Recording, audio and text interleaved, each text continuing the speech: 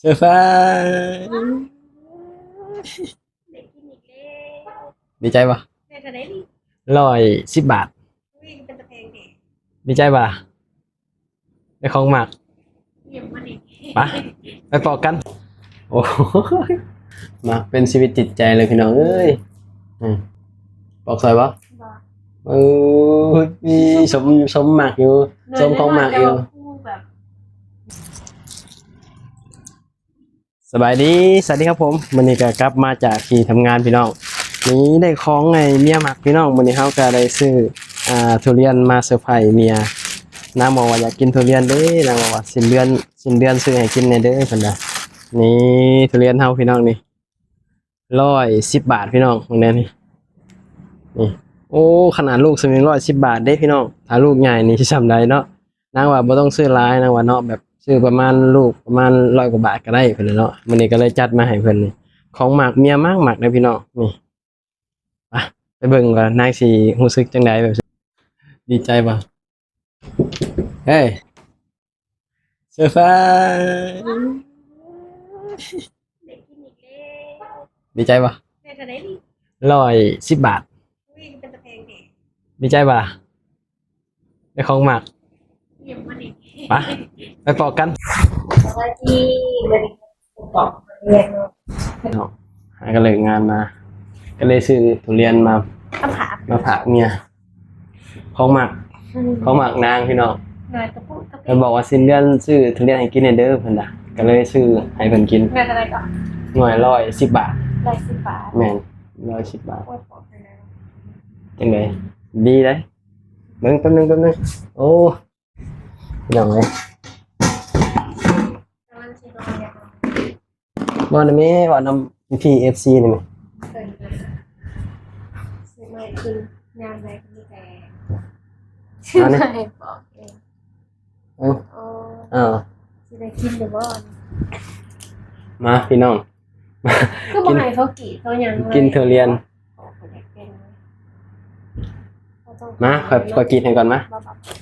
อืมโอ้กินเองเลยนะพี่น้องนี่แบบของหมักแบบว่าเช่นแบบบอกเองได้นะเงี้ยนี่มันสามารถปอกเองได้จริงเข้ากับปอกได้เลยมาสิปอกหน่วยละร้อย เจ้าอยากปอกใช่ปะ ก็อยากปอก โอเคจะหน่อยเหรอพี่ว่าเอ้าคือให้เมียปากปอกนะ อ้าว จะเบิ่งภูมันทางไหน เอ้า บ่เป็นหยัง เบิ่ง โอ้ มือเจ้า น้ำมึง น่ะ นี่ เจ้าคอยนำเบิ่งแล้วหาภู จับภู หาภู ภูบอกซิมนะ หอมเด้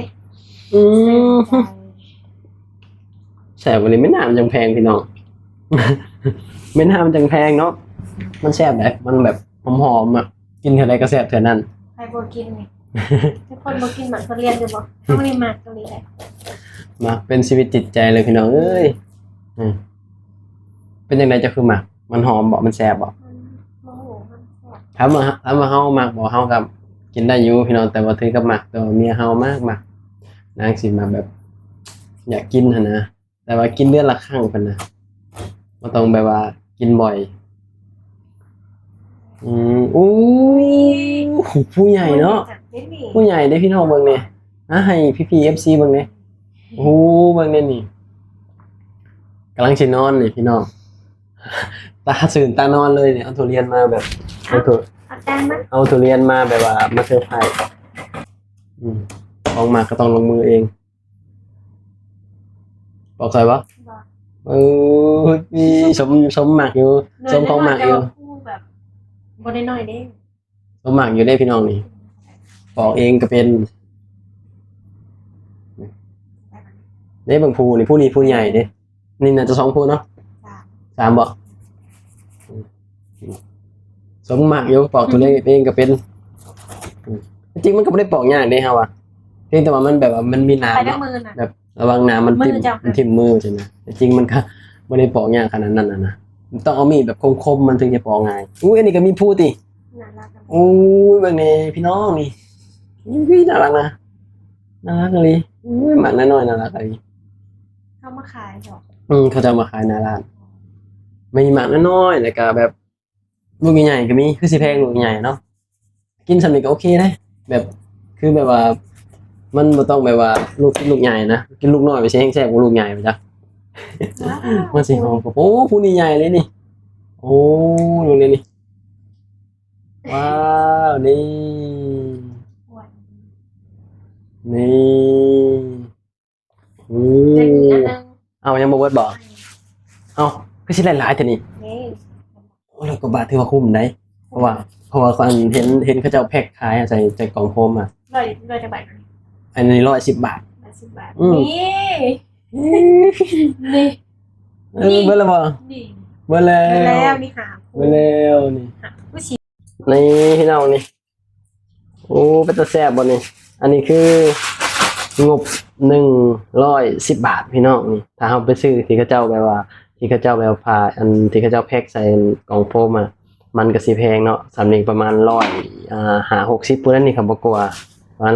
150อันนี้เฮาซื้อ110 บาทมากหนึงนี่ให้พ่อค้าเ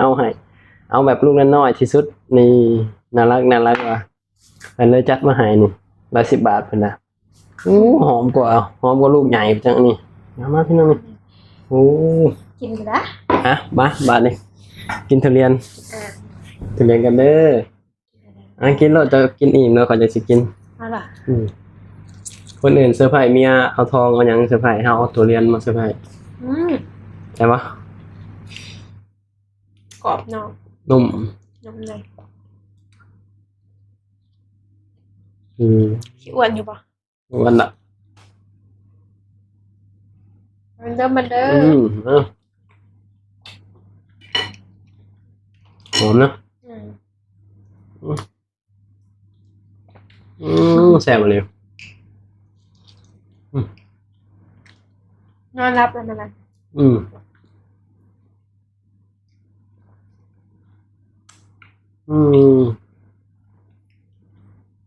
หวาน หวานเนาะลูกน้อยๆขึ้นแซ่บ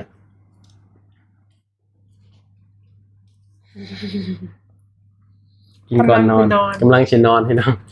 ไว้เอาหมักทุเรียนมาให้ตาตื่นตานอนเลยเขามักเป็น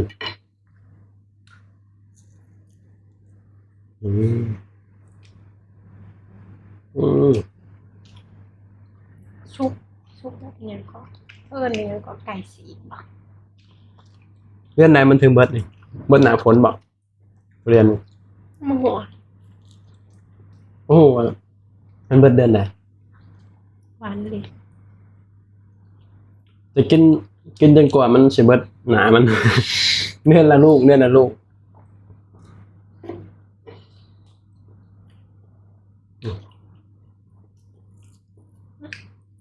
แต่สำหรับผู้หญิงที่ยันอ้วนกับ บ่อ้วน บ่แนะ เพิ่น นำ ว่า เลย ว่าบ่ได้อ้วนกินอันนี้มันมีไฟเบอร์สูงค่ะ นะ บ่ได้อ้วนบ่ขามันปลูกง่ายนี่อย่างเมื่อปลูกอยู่บ้านอยู่ แล้วมันปลูกยาก อยู่แล้วปลูกไว้แล้ว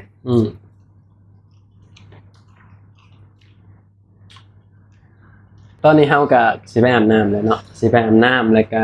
จะได้พักผ่อนแล้วพี่น้องเนาะนี่ซื้อทุเรียนมาฝากซื้อทุเรียนมาเซอร์ไพรส์เมียพี่น้องเนาะคลิปนี้ก็บ่มีหยังหลายเนาะเฮาก็สิได้ปิดคลิปเลยพี่น้องคลิปนี้ไปแล้วสวัสดีครับผม